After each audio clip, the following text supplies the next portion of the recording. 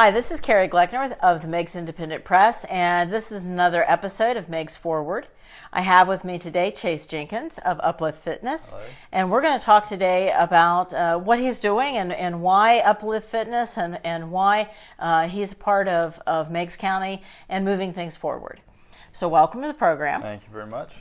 And tell us a little bit about yourself. Okay, so I was born and raised in the county. I graduated from Eastern High School, continuing on to Rio Grande University for a couple of years. I went to OU.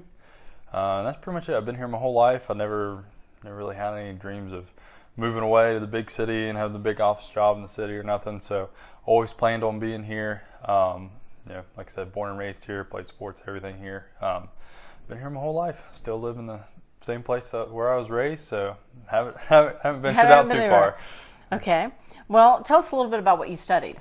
Yeah, so I actually studied sociology and criminology at OU. Everybody always says, well, you study that stuff, you exercise or whatever in school. And I was like, not really.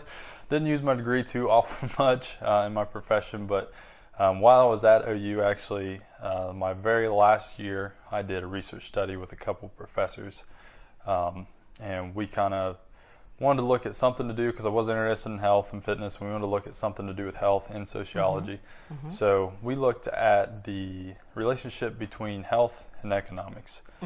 So the first half of the year I kind of did a literature review and took samples from all kinds of different communities, both around the country, around the world really, anything that was rural, and we kind of looked at whether or not increasing the health of that community increase the GDP or the economic output.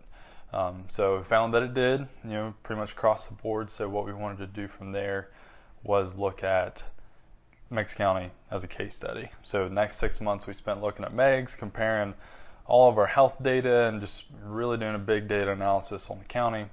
And what we found was that access to exercise was actually our biggest discrepancy compared to the state as a whole and the United States. So we have higher rates of like diabetes and adult smoking and a lot of behavioral things, but those were down or up 10, 15% at the most, whereas access to exercise was like 50% lower. So everywhere else was anywhere 98 to 99%. They defined that as being within 15 minutes of a either commercial or a publicly funded like fitness center of some sort. And we only have 45% of the county that was actually within that range.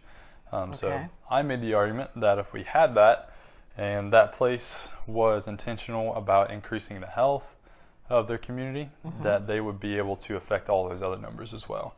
So when we talk about diabetes, adult smoking, if we can kind of infuse health into the culture, then that will take care of the behavioral things and all the medical side of it. So that's kind of where actually Uplift Fitness came from. And that was the bulk of basically what I was really interested in school. So I had all the criminology and stuff, and could have went to the criminal justice route, but that really caught my attention. This got under your skin. You decided you wanted to bring this back home and try to do something. Yeah. Okay. All right. Again, this is Carrie Gleckner with Meigs Independent Press, and this is Meigs Forward, where we look at moving Meigs County forward and what we can do and people that are doing that.